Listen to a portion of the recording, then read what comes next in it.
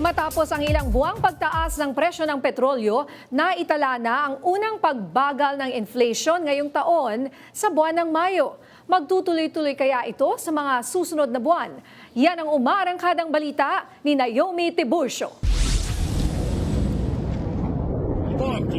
Matapos ang pagbilis ng inflation dahil sa sunod-sunod na pagtaas ng bilihin bunsod ng sigalot sa gitnang silangan, iniulat ng Philippine Statistics Authority o PSA ang pagbagal ng inflation sa 6.8% noong Mayo mula sa 7.2% noong Abril. Ito ang unang pagbagal ng inflation ngayong 2026 kung saan naapektuhan ang buong mundo ng pagtaas ng presyo ng petrolyo at iba pang bilihin dahil sa gyera sa gitnang silangan. Dahil dito, nasa 4.5% na ang year-to-date inflation, bahagyang mas mataas sa forecast ng gobyerno na 2 hanggang 4%. Pangunahing dahilan nito ang pagbagal ng transportation inflation sa 16.2% dahil sa mas mabagal na pagtaas ng presyo ng gasolina at diesel. Ang major contributors dito ay yung pagbaba ng presyo ng diesel noong Mayo. Ang ating inflation rate dyan ay nasa 58.5%. Noong Abril kasi triple digit itong inflation rate year on year, 122.7%.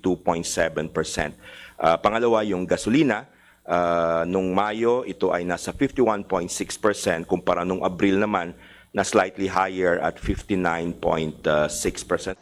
Bumagal din ang pagtaas ng presyo ng pagkain at inumin, pabahay, tubig, kuryente, LPG at iba pa. Ayon sa Department of Economy, Planning and Development, nakatulong ang maagap na pagpapatupad ng mga polisiya ng gobyerno tulad ng ayuda at service contracting program para maibsan ang epekto ng krisis sa bansa. Ang problema lang, may panibagong mga banta sa presyo ng mga bilihin sa mga susunod na buwan, ang tag-ulan at ang El Nino. Ang risk moving forward would really be the impact of external factors sa fuel and energy, commodities, and yung ating presyo ng pagkain.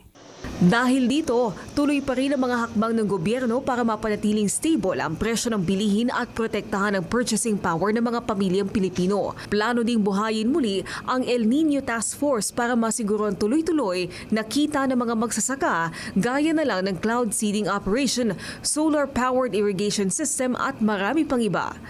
Ako si Naomi Tiburcio ng PRTV News, nagseserbisyo para sa Pilipino.